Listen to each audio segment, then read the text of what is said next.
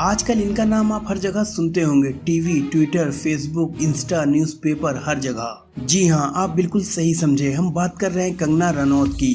दोस्तों, सफलता पाने के लिए दिन रात मेहनत करनी पड़ती है और अगर बॉलीवुड की बात की जाए तो आपको सफलता हासिल करने के लिए सालों साल दिन रात मेहनत करनी होती है, जो कि हिमाचल प्रदेश के एक छोटे से गांव से उठकर आई इस लड़की ने करके दिखाया। ये सिर्फ पर्दे पर लक्ष्मीबाई का किरदार नहीं निभाती, बल्कि ऐसा लगता है कि ये पर्सनल लाइफ में भी लक्ष्मीबाई ही हैं।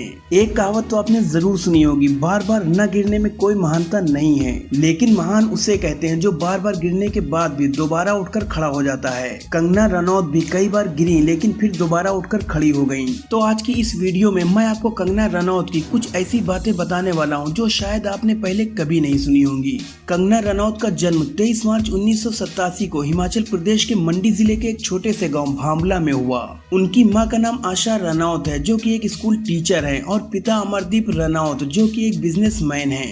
बचपन से ही कंगना बहुत जिद्दी थी, उन्हें जो चाहिए था वो चाहिए ही था। आमतौर पर गांव के लोग बहुत ही सादगी भरा जीवन पसंद करते हैं, लेकिन कंगना को वो कपड़े पहनना पसंद था जो फैशन में थे। हालांकि उनके पड़ोसियों को उनका ये फैशन सेंस ज्यादा नहीं भाता था, पर कंगना ने कभी किसी की परवाह नहीं की। कंगना पढ़ने में काफी अच्छी थी और उन्होंने चंडीगढ़ के डीएवी स्कूल से अपनी पढ़ाई की, जहाँ साइंस उनका मेन सब्जेक्ट था। उन्हें हमेशा रिजल्ट की फिक्र लगी रहती थी। कंगना के पेरेंट्स चाहते थे कि वो डॉक्टर बने, लेकिन 12th में जब वो केमिस्ट्री के एक यूनिट टेस्ट में फेल हो गयी, तब एक बार फिर उन्होंने अपने कैरियर के बारे में सोचा और खुद से सवाल किया, क्या वो सच में एक डॉक्टर बनना चाहती हैं? और उनके दिल से जवाब आया, नहीं। अपनी आजादी और अपने लिए सही कैरियर चुनने की चाह लेकर वो 16 साल की उम्र में दिल्ली आ गयी। हालांकि उनके पेरेंट्स को उनका ये डिसीजन पसंद नहीं आया, इसलिए उनके पिता ने कंगना को किसी भी तरह की हेल्प के लिए मना कर दिया।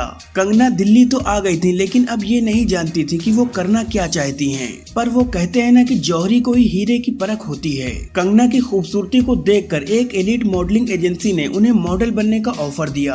कंगना ने कुछ मॉडलिंग असाइनमेंट किए, लेकिन वो मॉडलिंग में करियर नहीं बनाना चाहती थी, क्योंकि वहाँ उन्हें क्रिएटिविटी का कोई स्कोप ही नहीं दिखा। तो कंगना ने फैसला किया कि वो एक्टिंग में हाथ आजमाएंगी, और तब उन्होंने अस्मिता थिएटर ग्रुप ज्वाइन किया, जहाँ थिएटर डायरेक्टर अरविंद गौर के कई प्लेज में उन्होंने एक्टिंग की। ऑडियंस को कंगना की एक्टिंग काफी पसंद आई और ऑडियंस के रिएक्शन ने कंगना को मुंबई जाकर फिल्मों में अपना करियर बनाने के लिए प्रोत्साहित किया, और इसके लिए उन्होंने आशा ड्रामा स्कूल में 4 महीने का एक्टिंग कोर्स भी किया। इस दौरान उनके पास पैसों की बहुत तंगी थी और कभी कभी तो वो सिर्फ ब्रेड और अचार खाकर ही गुजारा कर लेती थी। इस दौरान उनके पिता ने उनकी मदद करने की कोशिश की, लेकिन कंगना ने मना कर दिया, क्योंकि वो खुद अपने दम पर कुछ करना चाहती थी। फिल्म इंडस्ट्री में शुरुआती साल कंगना के लिए सबसे मुश्किल रहे, क्योंकि वो इंग्लिश नहीं बोल पाती थी, और इस वजह से लोग उनसे बात करना पसंद नहीं करते थे, क्योंकि लोगों का मानना था कि हिंदी फिल्मों में काम करने के लिए इंग्लिश बोलना आना जरूरी है। साल 2004 में कंगना एक एजेंट से मिली, जो उन्हें प्रोड्यूसर महेश भट्ट के ऑफिस ले गया, जहां अनुराग बासु ने उनका ऑडिशन लिया और वो रोमांटिक थ्रिलर गैंगस्टर में लीड रोल के लिए सिलेक्ट हो गयी। कंगना ने गैंगस्टर फिल्म में एक अल्कोहलिक लड़की का रोल निभाया था। इस किरदार को समझना और निभाना आसान नहीं था, और उस वक्त कंगना की उम्र सिर्फ 17 साल की थी, लेकिन उन्होंने इतनी जबरदस्त एक्टिंग की कि जब 2006 में ये फिल्म रिलीज हुई तो क्रिटिक्स और ऑडियंस ने कंगना की खूब तारीफें की, और उन्होंने इस फिल्म के लिए film fair award for best female के साथ साथ और भी कई सारे अवार्ड्स जीते। इसके बाद साल 2006 में ही उन्होंने मोहित सूरी की फिल्म वो लम्हे की, जिसमें एक बार फिर उनकी काफी तारीफ हुई। जिसके बाद उन्होंने Shaka Laka Boom Boom, life in a metro, Madhur Bhandarkar की फैशन, जो कि उनके करियर की लैंडमार्क साबित हुई, और फिर once upon a time in Mumbai जैसी फिल्मों में काम किया। उस दौरान वो स्ट्रगल ही कर रही थी। उन्हें सक्सेस 2013 में क्रिश 3 से मिली। 2014 में उन्होंने फिल्म क्वीन में काम किया, जिसके लिए उन्हें फिल्म फेयर अवार्ड और नेशनल अवार्ड मिला। तनु वेड्स मनु रिटर्न्स में उन्होंने अपना जलवा बिखेरा और फिल्म ने $33 मिलियन कमाए, और वो एक बार फिर नेशनल अवार्ड की हकदार बनी। कंगना ने अपनी जिंदगी के 10 साल इंडस्ट्री में अपनी पहचान बनाने के लिए लगा दिए। आखिरकार उनकी मेहनत रंग लाई, और आज वो बॉलीवुड की हाईएस्ट पेड एक्ट्रेसेस में से एक हैं। उन्होंने 4 फिल्म फेयर अवार्ड और 3 नेशनल अवार्ड जीते।